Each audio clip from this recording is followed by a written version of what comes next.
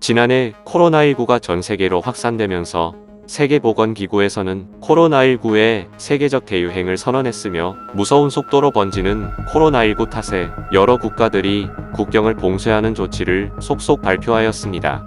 현재까지 영국 내 코로나19 사망자 수는 15만 명에 달합니다. 위드 코로나를 시행하고 있는 현재 평균 확진자는 1일 4만 명 수준을 오가고 있어 혼란이 가중되고 있는 상황입니다. 영국 의회에서는 이런 상황을 두고 자성의 목소리가 나오고 있습니다. 신종 코로나 바이러스 감염증 대유행 당시 영국의 초기 대응은 영국의 역사상 최악의 공중보건 실패 사례 중 하나라고 영국 의회가 지적했습니다. 영국 언론에 따르면 영국 하원 과학기술위원회와 보건사회복지위원회는 증인 50여 명의 증언을 모아 영국 정부의 팬데믹 대응 과정의 공과를 살핀 151쪽짜리의 초당적인 보고서 코로나 바이러스 지금까지의 교훈을 발간했습니다. 보고서에는 코로나19 발발 초기에 감염을 막기보다는 상황을 관리하고 감염을 통한 집단 면역 도달을 목표로 한 영국 정부와 정보 자문 과학자들의 치명적인 오판 때문에 사망자 수가 늘었다고 지적했습니다.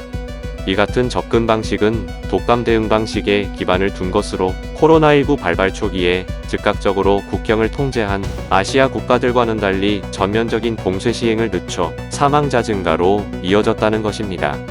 영국식 예외주의와 의도적으로 느리고 점진주의적인 접근법의 증거인 집단사고로 인해 영국은 다른 나라들보다 현저히 더 큰 대가를 치렀다고 지적했습니다.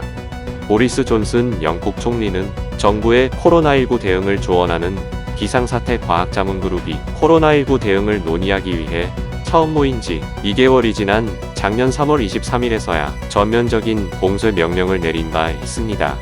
보고서는 필수적인 정보와 과학적인 조언들에 대한 공공기관들의 공유 불능, 투명성 결여, 해외 전문가들로부터의 조언 결여 등이 겹치며 코로나 대응 위기는 정부 체계에 있어 큰 결함을 노출했다고 비판했습니다. 또한 영국은 작년 1월에 코로나19 검사를 개발, 세계에서 가장 빨리 코로나19 검사를 도입한 나라 중 하나로 꼽히지만 우위를 살리지 못하고 작년 3월에 코로나 집단 검사를 중단하는 심각한 실수를 저질렀다고 지적했습니다. 보고서는 이처럼 느리고 점진적인 접근은 의도하지 않은 것이 아니며 관료주의적인 지연이나 관료들과 자문단 간의 의견을 반영하지도 않는다. 그것은 자문과학자들과 정부에 의해 채택된 의도된 정책이라며 이것이 잘못된 정책임이 이제 분명해졌다고 강조하기도 했습니다. 그러면서 이런 결과로 초기에 좀 더 선명한 정책을 취했을 때보다 더 많은 사망자가 나왔다며 팬데믹이 급속하고 기하급수적으로 확산할 때는 한 주 한 주가 중요하다고 아쉬움을 나타냈습니다. 보고서는 팬데믹 초반 몇 주 동안 봉쇄와 사회적 거리두기에 대한 결정과 그 결정들로 이어진 조언은 영국이 지금껏 경험한 가장 중요한 공중보건의 실패 사례 중 하나라고 결론 지으면서 영국이 전 세계 어느 곳보다 더 훌륭한 전문가의 조언을 받고 있고 열려있는 민주적인 체계를 지니고 있음에도 불구하고 그러했다고 덧붙였습니다. 또한 영국이 코로나19 사태 초기 영국 정부가 한국식 검사 추적 격리, 이른바 K방역을 도입하지 않아 대응에 실패했다는 결론을 냈습니다. 공중보건국은 한국의 접근 방식을 공식적으로 연구했으나 도입하지 않기로 했다고 주장했다며 위원회의 거듭된 요청에도 불구하고 그러한 평가에 대한 어떠한 증거도 제시되지 않았다고 밝혔습니다. 보고서는 우리는 한국에 대해 어떤 공식적인 평가도 일어나지 않았다고 결론 지어야 하는데 이것은 한국이 그 당시 팬데믹을 해결하는데 성공했다는 점에서 특별하고 부주의한 누락에 해당한다고 꼬집었습니다. 그 결과 영국은 진단학에서 선도적인 위치를 낭비했고 팬데믹은 영구적인 위기의 하나로 전환됐다고 전했습니다. 이어 영국이 지역사회 전염이 있을 때 검사를 포기하도록 한 것은 한국식 접근법의 성공에 필수적이었던 추적을 불가능하게 만들었다고 지적하며 사람들이 검사를 받을 수 없다면 그들의 접촉은 추적될 수 없다고 밝혔습니다. 코로나19 초기 한국은 중국 다음으로 코로나 환자가 많이 발생하는 국가였으나 창의적인 방역 시스템으로 전 세계가 주목하게 된 K방역 사례 몇 가지를 재조명하였습니다. 빠른 속도로 검사 결과를 보여주는 진단키트의 개발부터 시작해 안전한 검사를 위한 드라이브스루 선별 진료소 설치 등 외신들도 주목하는 관리 방식으로 WHO에서는 한국을 코로나19 대응 모범 사례로 지목하기도 했습니다. 특히 코로나19 진단 키트의 경우 47개국에서 수입을 문의하거나 요청했습니다.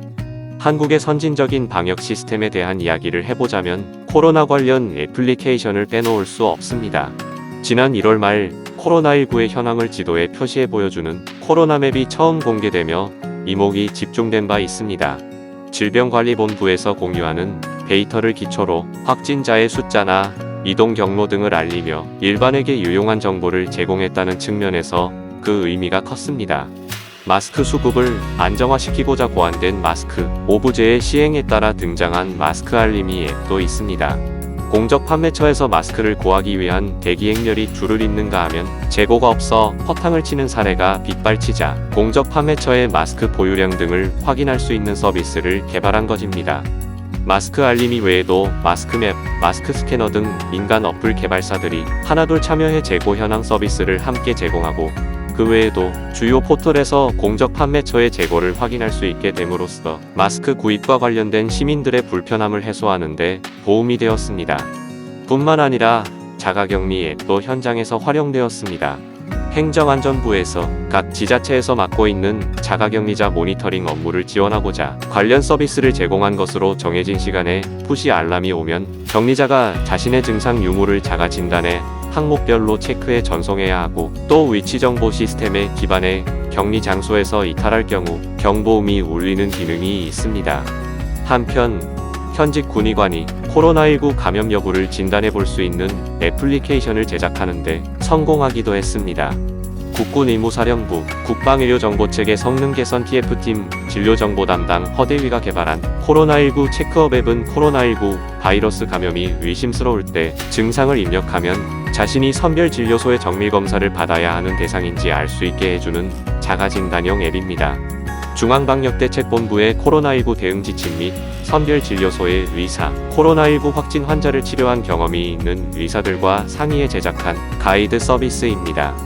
일반인들이 병원이나 선별진료소에 가기 전에 스스로 진단해 볼 수 있어 막연한 불안감을 해소시켜 줄 수 있고 또 앱으로 보다 빠르게 코로나19 의심자의 건강 상태를 체크할 수 있다는 점에서 진료 시간이나 행정 인력을 줄이는 데 도움이 되었습니다.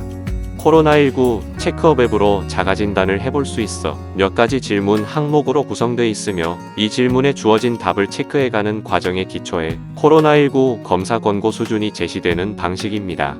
허대위는 코로나19 환자 중증도 분류 앱도 선보인 바 있는데 이는 환자의 중증도를 쉽게 확인할 수 있게 도와주는 앱입니다.